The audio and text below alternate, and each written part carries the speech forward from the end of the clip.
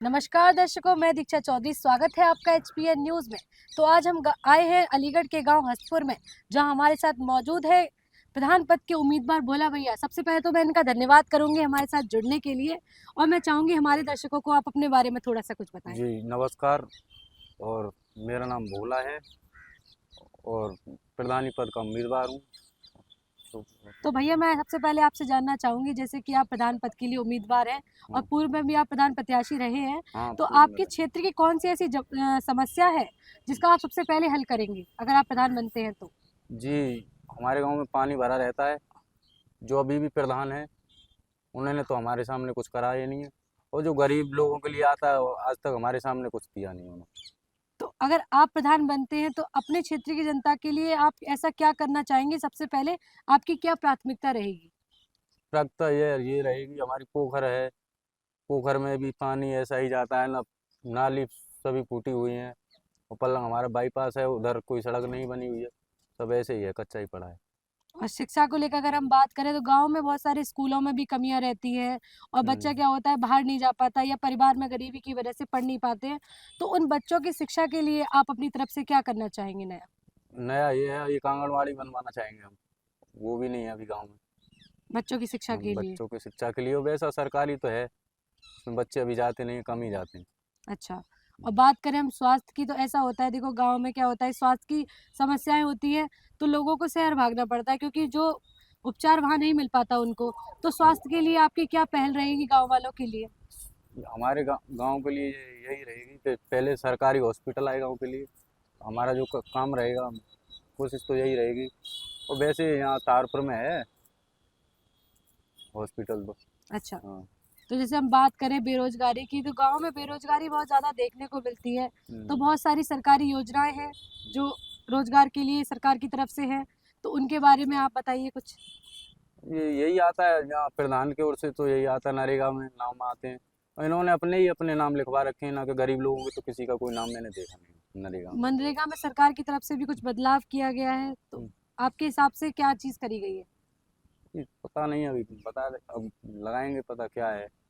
जैसे कि भैया, हम देखते हैं गांव में बहुत सारे लोग ऐसे होते हैं कि वृद्धा पेंशन हो गई, विधवा हम्म। पेंशन हो गई, जो जिसके जरूरतमंद लोग हैं उन तक नहीं पहुंच पाती। तो हम्म। उसके लिए आपके किस तरह से प्रयास रहेंगे? यही प्रयास रहेगा कि जो महिला विधवा हैं, जो ज़्यादा एज की है, उनके लिए नई पेंशन मिल पा रही है, उनके लिए करवाने की कोशिश करेंगे। जो हमसे हो जाएगा वही करेंगे ही।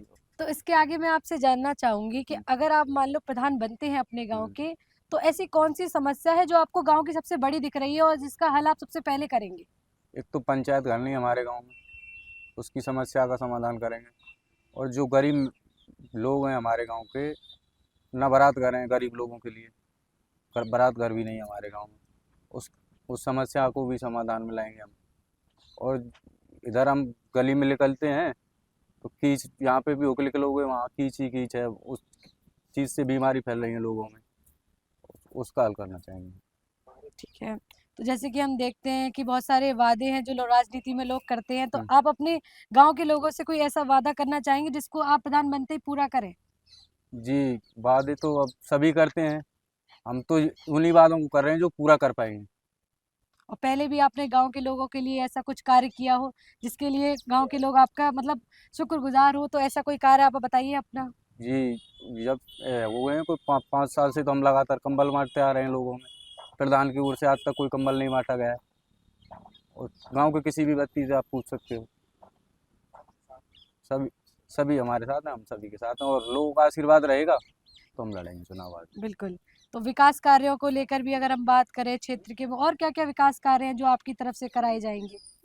जी एक पार्क भी नहीं है गांव में, घूमने के लिए लोग होते हैं बड़े बूढ़े, जब बच्चे, उनके लिए पार्क भी नहीं है।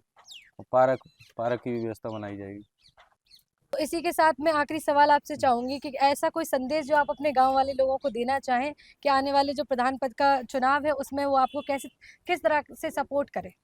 जी हमारे जो वादे हैं वो पूरे होंगे ज़रूर, और सपोर्ट करेंगे लोग हमें। और पहले चुनाव तो लड़ेंगे, पहले जनता से पूछा जाएगा, और जनता का आशीर्वाद रहेगा तो हम आगे चुनाव लड़ेंगे। और हमारा जो हमें जो दिख रहा है उसको हम करने की, पूरी समस्या को हटाने की जिम्मेदारी, और ज़्यादा से ज़्यादा विकास करेंगे।